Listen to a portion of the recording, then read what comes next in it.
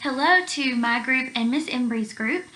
Today we're going to talk just a little bit about The Girl Who Drank the Moon. Your assignment for this week was to read chapters 23, 24, and 25. And I know that my group and probably Miss Embry's group, I think, might have been ahead of us.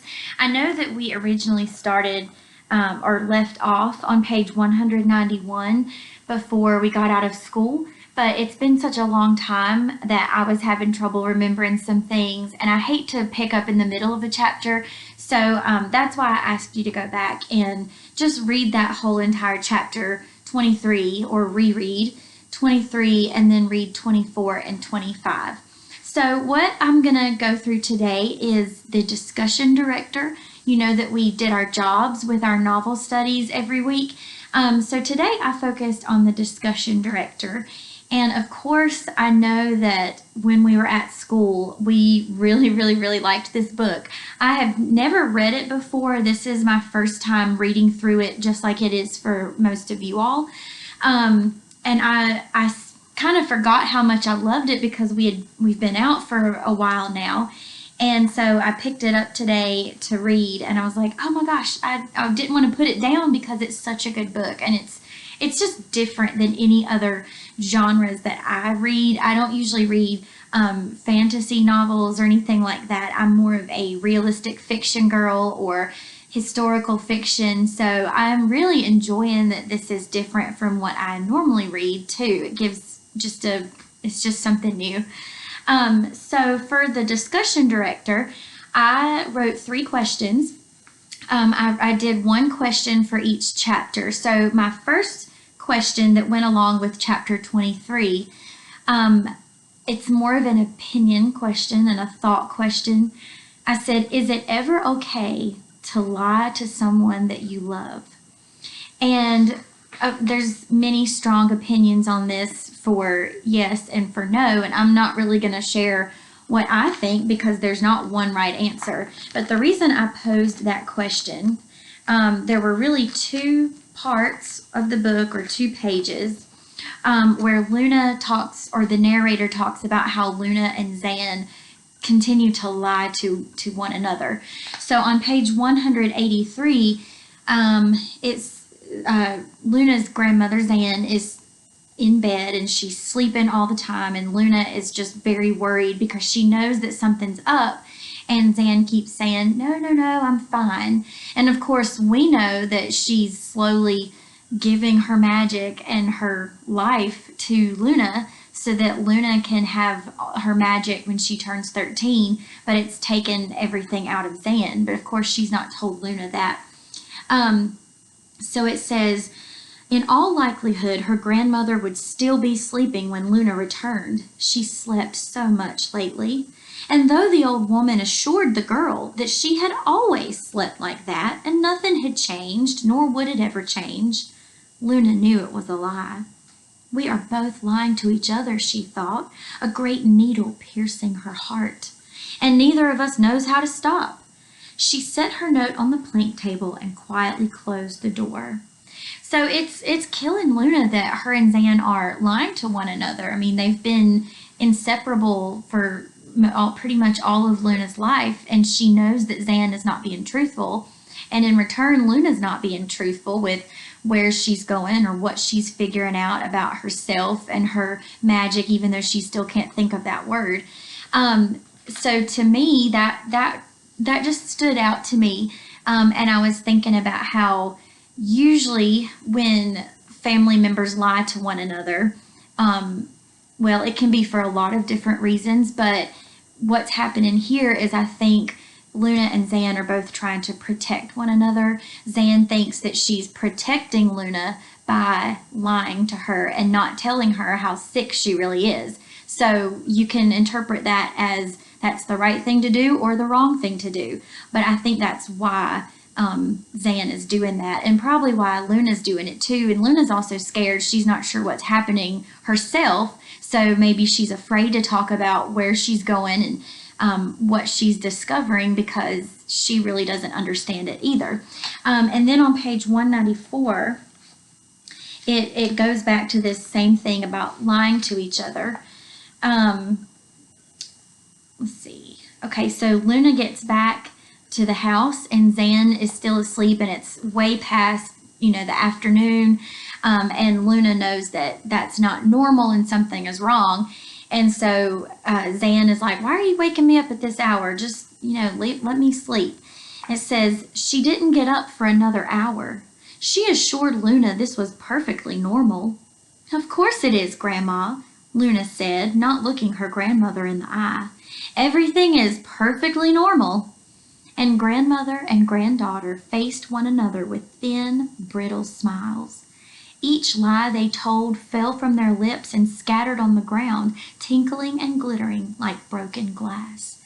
So, gosh, I just love that. I love the way they word it.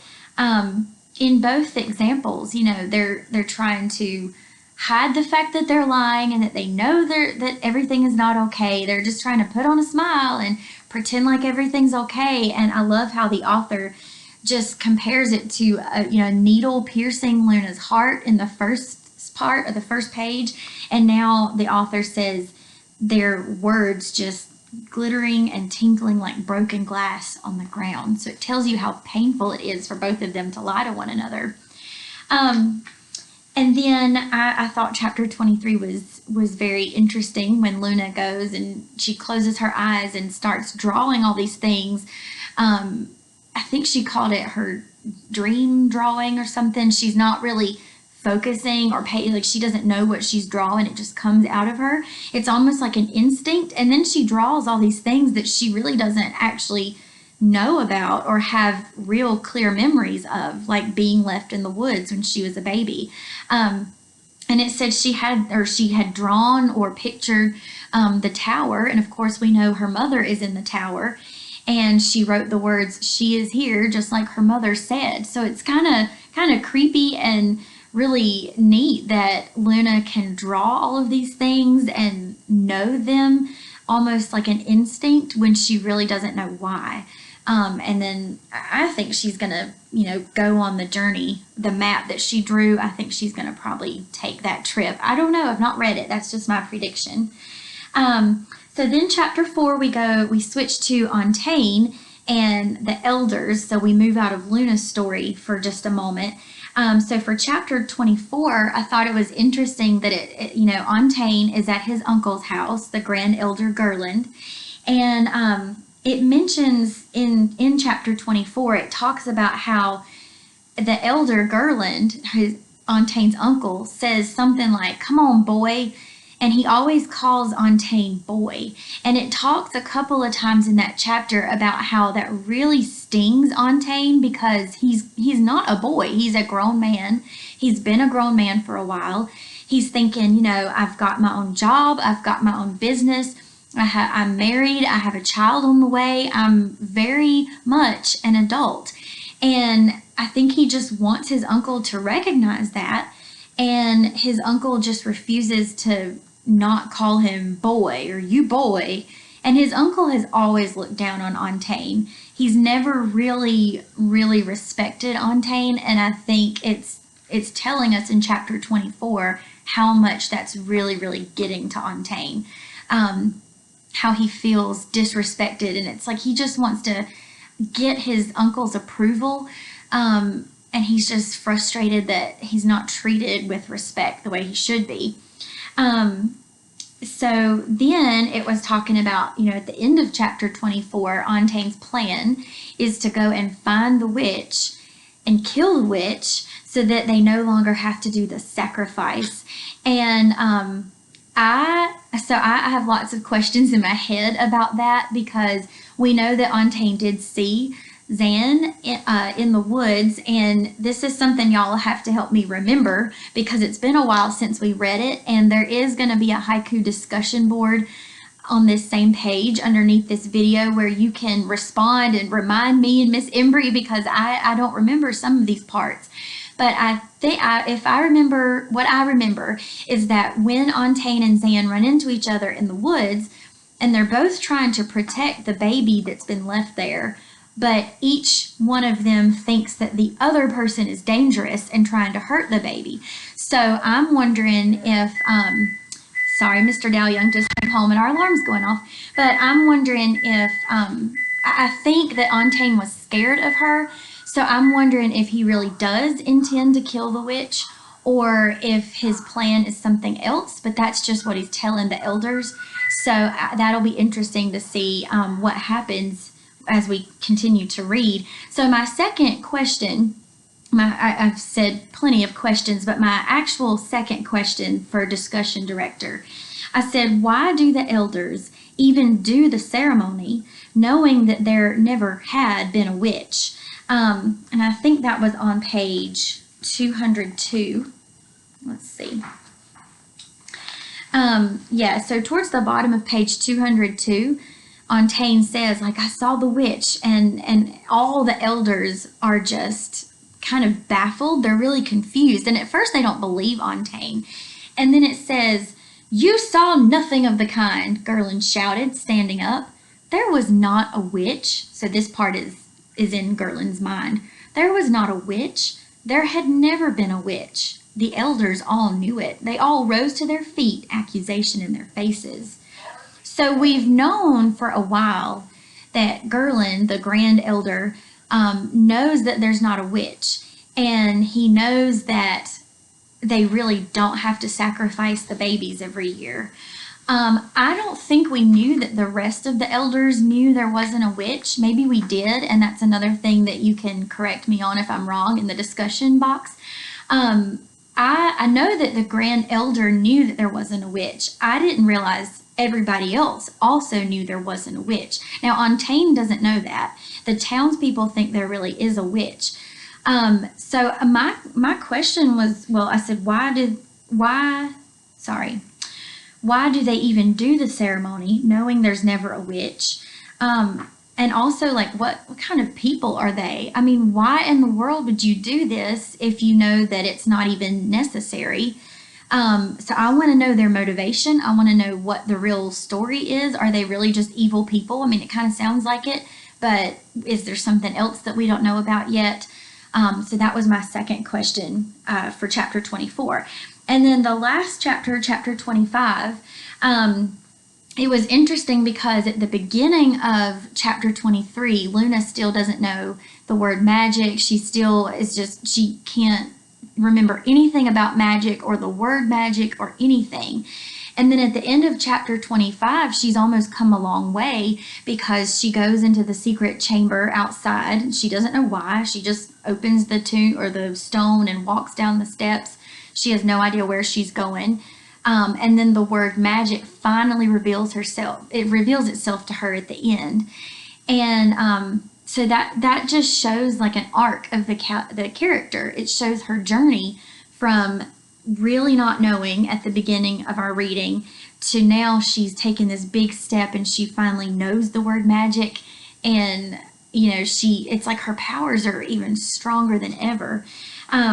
So my third question was, why do the secret chamber and the word magic reveal themselves to Luna today?